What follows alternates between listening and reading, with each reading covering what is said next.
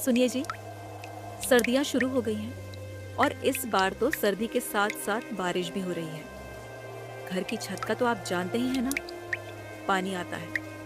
हाँ भाग्यवान, इस बार ठंडी कुछ ज़्यादा ही पड़ने वाली है, क्योंकि गांव के चौपाल पर लोग बोल रहे थे कि इस बार सर्दी के साथ साथ भयंकर बारिश भी होने वाली है।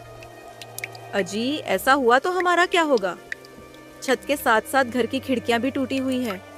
ठंडी हवा सीधी अंदर आती है। आप कुछ कीजिए ना। हाँ सरला, मैं कुछ करता हूँ। मालिक के पास जाकर देखता हूँ, वे अगर कुछ मदद करेंगे तो मैं घर की छत और खिड़कियाँ ठीक करवा दूंगा। ठीक है?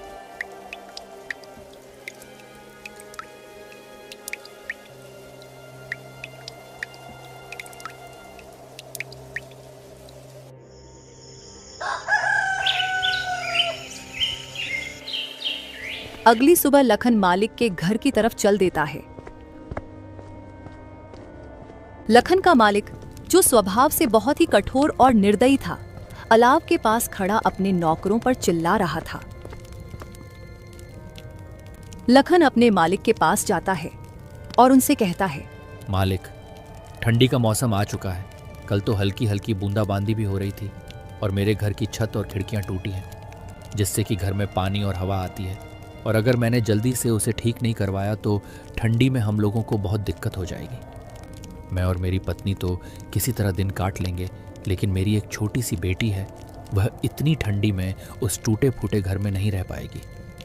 लखन की बातें सुनकर मालिक कहता है, अरे लखन, तो उसमें मैं क्या कर सकता हूँ?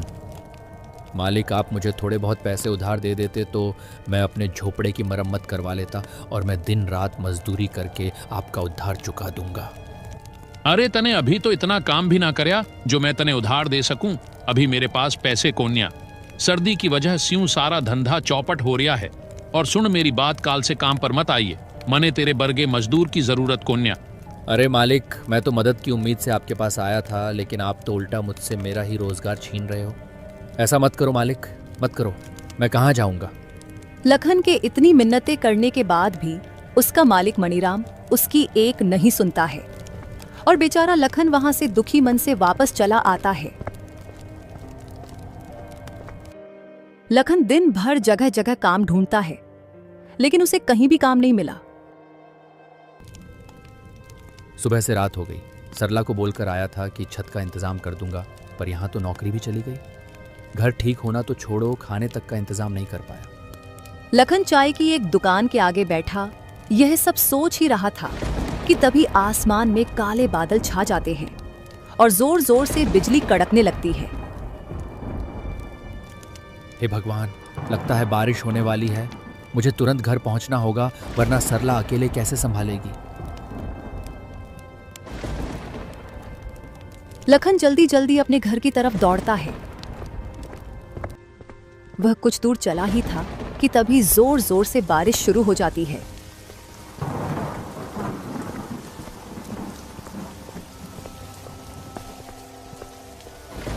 हे ऊपर वाले, ये कैसी परीक्षा ले रहे हो? पहले क्या आपको हमारे दुख कम लग रहे थे, जो ऊपर से ये बेमौसम की बारिश और शुरू कर दी? धीरे धीरे बारिश बढ़ जाती है और चारों तरफ पानी ही पानी हो गया था, मानो कोई समुद्र हो, जिससे लखन का उसमें चल पाना बहुत मुश्किल हो गया था। वह एक पेड़ के नीचे रुक जाता है और बारिश के थमने का इंतजार करता है। हे भगवान, एक तो इतनी ठंडी और ऊपर से ये तेज बारिश। मेरे तो हाथ पैर सुन्न पड़ रहे हैं। इतने पानी में चल पाना भी मुश्किल हो गया है और घर पर बेचारी सरला अकेली परेशान हो गई होंगी। लखन काफी देर तक उस पेड़ के नीचे बारिश के रुकने का इंतजार करता है, लेकिन बारिश थी कि रुकने का नाम तक नहीं ले रही थी।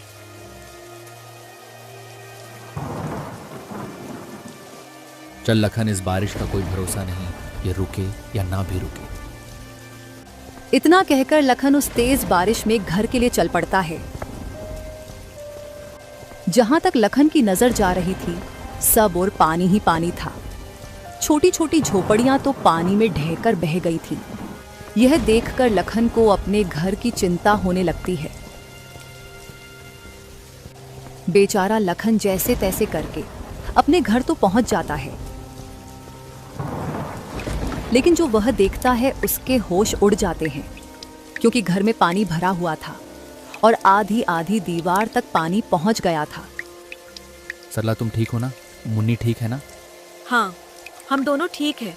और देखो, मैंने मुन्नी को ऊंचे पलंग पर बिठा दिया है, लेकिन हमें घर का सारा पानी बाहर निकालना होगा। हाँ चलो भाग्यवान, निकालते हैं।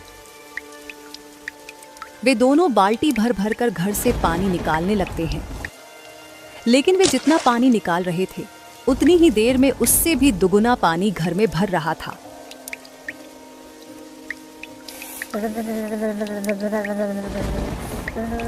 माँ, बापू, ये पानी तो बढ़ता ही जा रहा है। मुझे बहुत डर लग रहा है। अरे मुन्नी, मेरी बच्ची, तुम डरो मत, सब ठीक हो जाएगा। सरला अपनी बेटी को दिलासा दिलाती है, और वे बेचारे इस समय कर ही क्या सकते थे।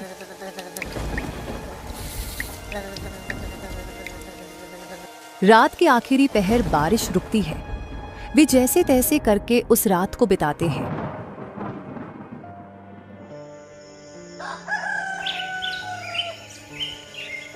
अगली सुबह लखन कुछ लकड़ियां और खाने पीने का इंतजाम करता है, क्योंकि रात वाली बारिश में उनके राशन का सारा सामान बह गया था।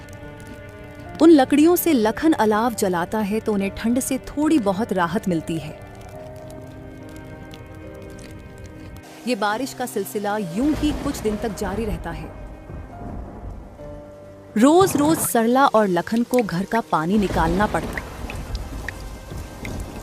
एक दिन वो सब घर के बाहर खड़े थे। अजी, ऐसे कब तक चलेगा? ये हर रोज बारिश का पानी भरने से घर पूरा खोखला हो गया है। अब कर भी क्या सकते हैं भाग्यवान, कोई और रास्ता भी तो नहीं है। वे दोनों आपस में बातें कर ही रहे थे कि तभी अचानक से जोर का तूफान आया और बारिश शुरू हो गई।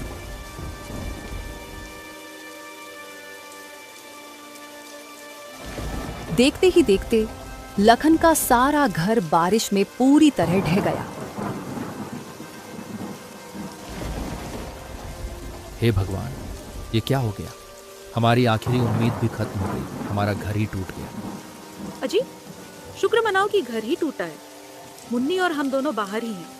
अगर हम लोग अंदर होते तो सोचो क्या होता। हाँ भाग्यवान, तुम ठीक कह रही हो। भगवान का लाख लाख शुक्र है, कुछ अनहोनी नहीं हुई। पर अब ऐसे में हम मुन्नी को लेकर कहाँ जाएंगे? इतनी ठंड और बारिश में भीग कर हम सब बीमार हो जाएंगे। अजी, अभी तो आज रात कहीं सर छुपाने की जगह मिल जाए, वही काफी है। कल का कल देखेंगे। हाँ, वो हमारे पड़ोसी है ना मंगतू भैया, आपके जिगरी दोस्त, उन्हीं के यहाँ चलते हैं। हाँ तुम सही कह रही हो भाग्यवान, मंगतू हमारी मदद जरूर करेगा। दोस्ती किस काम आएगी आखिर।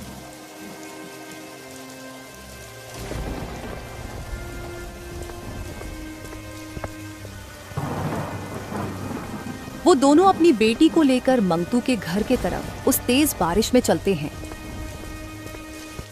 और मंगतू के घर का दरवाजा खटखटाते हैं।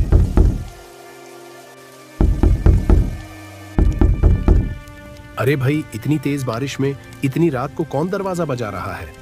अजी, बैठे बैठे बातें बना रहे हो, जाकर देखोगे तब पता चलेगा ना। भाग्यवान, तुम ज्यादा मत बोलो, चुपचाप पकौड़े बनाओ।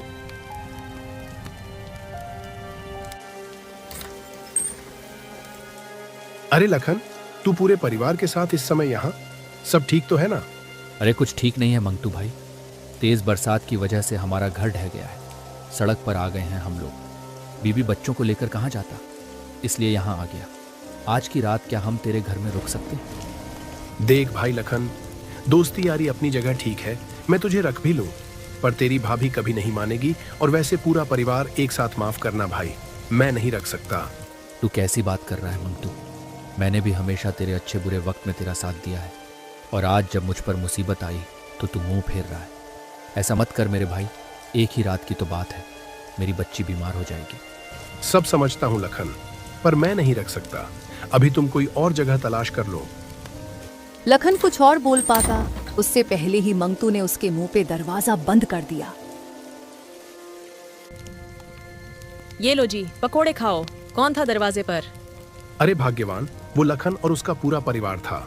उसका घर टूट गया है, इसलिए यहाँ रुकने को आया था। मैंने बाहर का रास्ता दिखा दिया। अजी, लखन तो आपका अच्छा दोस्त है ना, उन्होंने हमारी कितनी बार मदद करी है। आपने ये ठीक नहीं किया जी। अरे मैंने कोई धर्मशाला खोल रखी है क्या जो हर किसी को रख लूं? और कैसा दोस्त? अब उसके पास ना घर रहा ना कुछ और, तो वो मेरे किस काम का? मैं दोस्ती तभी तक रखता हूं जब तक सामने वाले से फायदा हो। भगवान से डरिए जी, वक्त बदलते देर नहीं लगती। कहीं ऐसा ना हो ये आपके बड़े बोल आप पर ही भारी पड़ जाए। अरे भाग्यवान, ऐसा कुछ नहीं होता। ये लो पकौड़े खाओ, बड़े ही स्वादिष्ट बने हैं। उधर मंगतू बरसात के मजे ले रहा था तो वही लखन का परिवार तेज बारिश में बीच सड़क पर भीग रहा था। अजी, आप तो मेरा दोस्त कह के जान लुटाते थे ना, और उसने तो हमें एक रात घर में रुकने तक नहीं दिया। अरे भाग्यवान, वही तो बात है ना। बुरे वक्त में ही पता चलता है कि कौन अपना है कौन पराया। लेकिन मंगतू से मुझे ये उम्मीद नहीं थी। बापू, मम्मी, मुझे बहुत ठंड लग रही है। सरला मुन्नी का माथा छूकर देखती है तो वह चिल्ला पड़ी। अजी, मुन्नी को तो बहुत तेज बुखार हो गया है, ये ठंड से कांप रही है। अब हम क्या करें जी? आप कुछ कीजिए ना। मुखिया जी के घर चलकर देखते हैं। अब एक वही है जो हमारी मदद कर सकते हैं। हाँ हाँ जी, जल्दी चलो। वे तीनों जैसे तैसे मुखिया के घर पहुंचते हैं।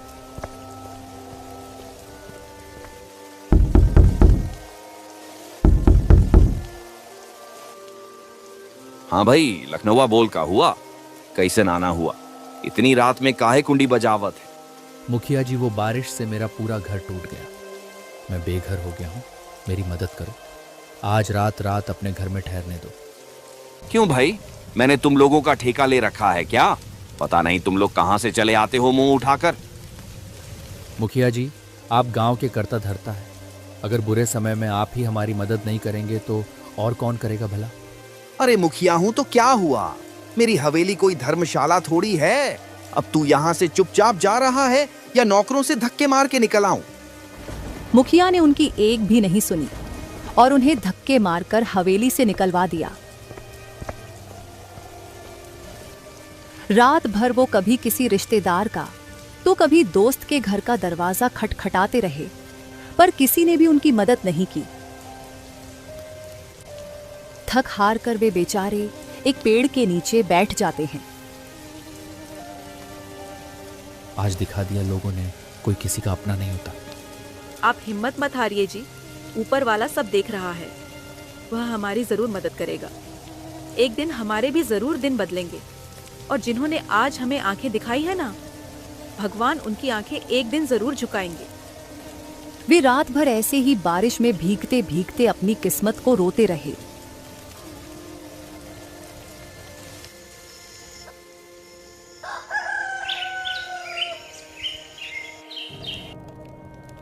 भाग्यवान, तुम यहीं पेड़ के नीचे मुन्नी के साथ रहना। मैं कुछ खाने पीने का इंतजाम करके आता हूँ। अच्छा जी, ठीक है, पर जल्दी आना।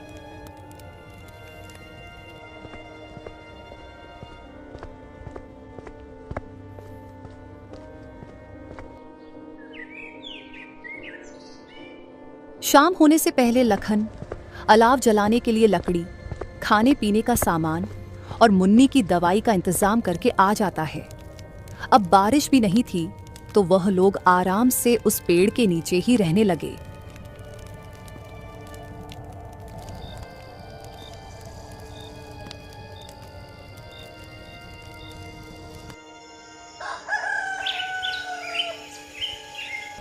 एक सुबह लखन का दोस्त मंगतू वहां से गुजरता है।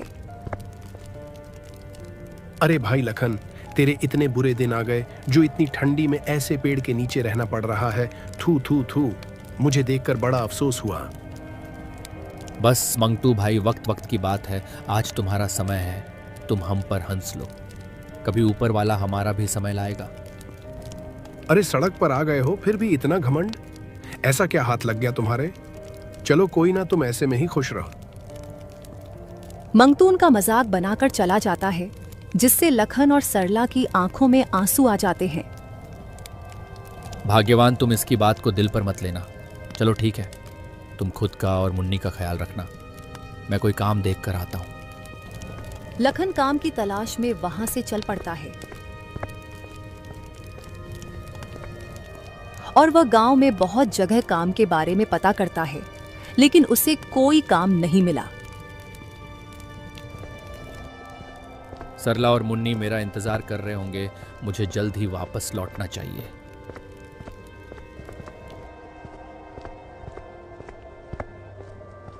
जैसे ही लखन वापस लौट रहा था तो वह देखता है कि गांव के चौपाल पर लोगों की भीड़ लगी है। अरे भाई, क्या बात है? आज यहाँ ये इतने लोग इकट्ठे क्यों हो रहे हैं?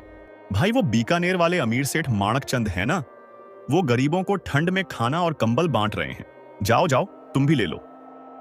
ये सुनकर तो लखन के शरीर में जैसे नई जान आ जाती है। वह झट से लाइन में खड़ा हो जाता है और सेठ माणक चंद से भोजन का पैकेट और कंबल लेकर वह फूला नहीं समाया। भगवान आपका भला करे सेठ जी, आपने गरीब की मदद करी। उस दिन लखन की खुशी का ठिकाना नहीं था। वह कंबल ओढ़ता है तो उसे ठंड से राहत मिल जाती है। वह भगवान का धन्यवाद करते हुए तेज कदमों से अपने परिवार की तरफ चल पड़ता है।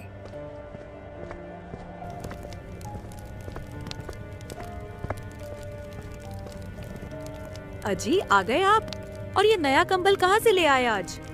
अरे भाग्यवान, वो बीकानेर वाले अमीर सेठ माणक चंद है ना, वे गांव में जरूरतमंदों को कंबल और खाने का सामान बांट रहे थे, तो मैंने भी वहां से ले लिया।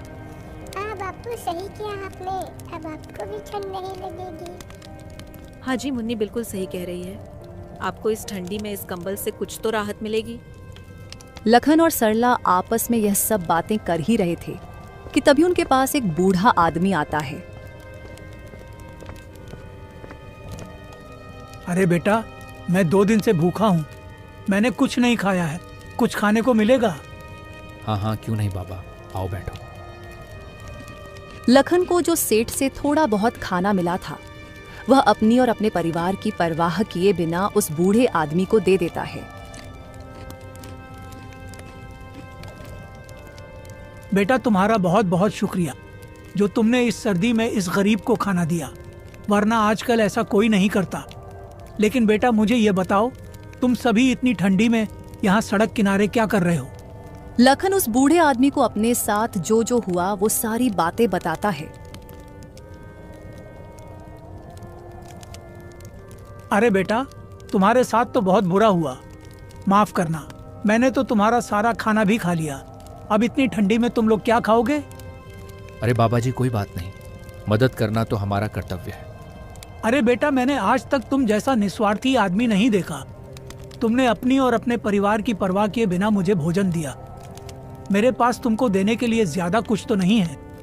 इतना कहकर वह बूढ़ा आदमी अपनी झोली में से एक पोटली निकालकर लखन को देते हुए कहता है, बेटा, तुम दिल के बहुत अच्छे हो। ये लो मेरी तरफ से एक छोटी सी भेंट, और इस गरीब का तुम्हें आशीर्वाद है। तुम जिस चीज को भी छू लोगे वह लोहे से भी मजबूत हो जाएगी। इतना कहकर वह बूढ़ा आदमी वहां से चला जाता है।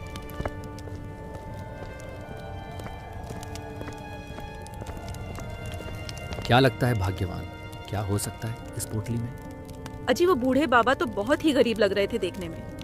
वो भला हमें क्या ही दे सकते हैं? खोलकर देखते हैं, तभी पता चलेगा। फिर लखन और सरला उस घड़े को खोलकर देखते हैं तो उसमें बहुत सारे सोने के सिक्के थे। लखन और सरला की खुशी का तो कोई ठिकाना नहीं था। अरे बाप रे, इतने सारे सोने के सिक्के! हाँ सरला, मुझे तो लगता है वह बूढ़े बाबा कोई साधारण इंसान नहीं थे। हाँ जी, सही कहा आपने। लगता है भगवान ने हमारी सुन ली। अब उनके दुख के दिन समाप्त होने वाले थे।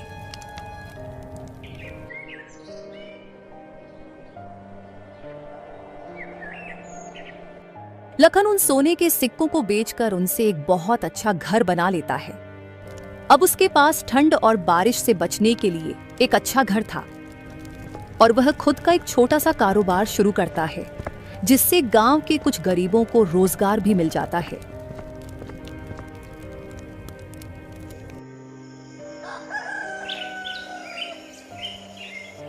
कुछ दिन बीत जाते हैं। वो कहते हैं ना, समय बदलते देर नहीं लगती। एक दिन अचानक आसमान में काले बादल छा जाते हैं और हवाओं के साथ जोर जोर से बिजली कड़कने लगती है और देखते ही देखते भयंकर बारिश शुरू हो जाती है।